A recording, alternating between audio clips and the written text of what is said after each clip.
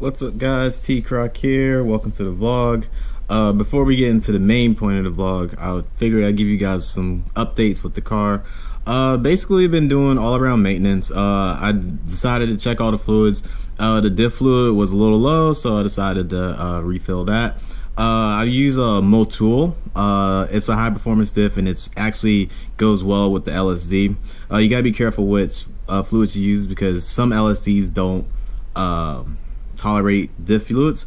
So since I'm not gonna be driving this car on the street, I decided to put the gutted headlights back on and the ones that are spray painted black. I'm probably gonna go back and like sand them down and repaint them because they look kind of worn out from just track use. I also decided to do a compression test just for shit and giggles. The intake manifold was off. If you guys didn't know, you have to take the intake manifold off and basically take all the spark plugs off, put the gas pedal all the way down, and then crank it a few times. So the compression test was okay, and I'm gonna use quotation marks for that. Would I boost this motor with the compression that I saw? Probably not. It is a used motor, so it's within spec, but not something that I would probably boost because it probably wouldn't last that long. So my goal is to probably do 1 year of tracking this, and then I'll probably take the motor out and refresh it. The compression test is pretty tedious. They all were within spec. There was no big differential thing.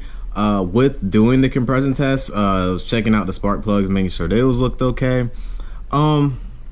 There's a few other issues that I did see that I'll probably be taking care of.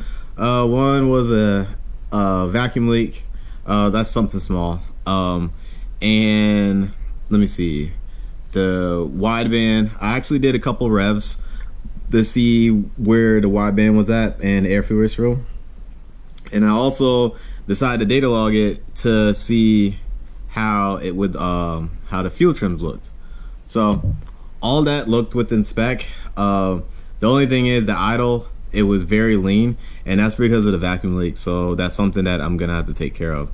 So let me get down to the nitty-gritty of this, the main point of this video. I got a lot of questions about how much money I spent on my turbo kit. Now, I spent under 2 grand, and I'll explain why or how. I bought basically every part used.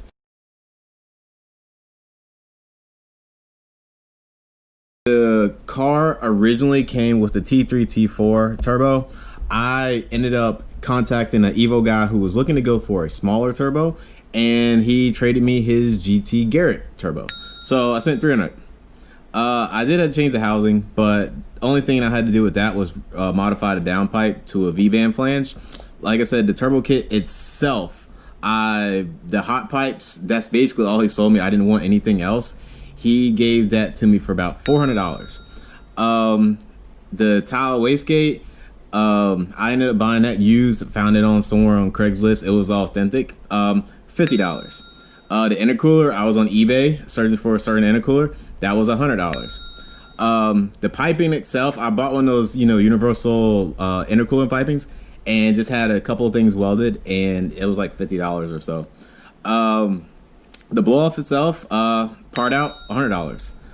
Fuel setup, I went $50, $80 for the fuel pumps and stuff like that. So for tuning, I use ECU flash, a stock ECU with a modded ROM. The modded ROM was free. I actually got it from a friend. ECU flash, the cable itself, I got that from a part out. That was $80, and the program itself was $50. Miscellaneous things were $200. Radiator fans, because I was losing the fan, was $100. The clutch itself, that was brand new, and that was $300. And that's really it. I mean, if you think about it, if you calculate that total, it really wasn't that much. And like I said, I bought everything used. So when I calculated out, the grand total was under $2,000.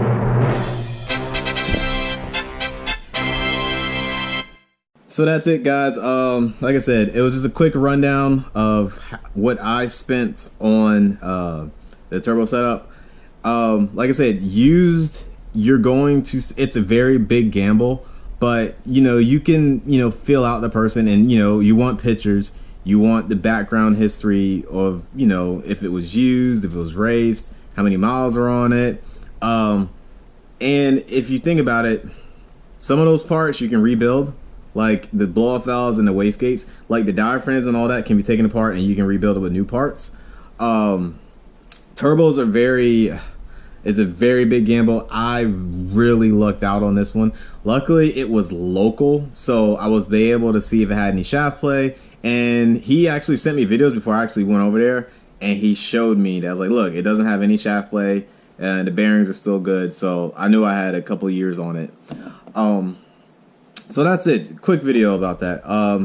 What I have going on now, I'm not going to track the car.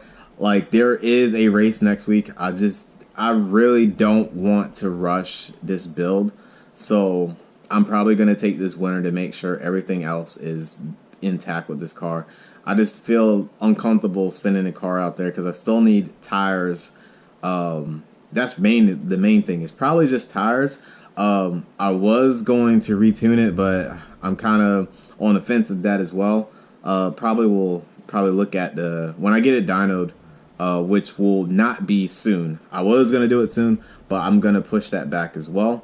I'm just really just trying to get this car back up to par, because there's a lot of things when I was looking over this week that I did not like. So I will see you guys next week.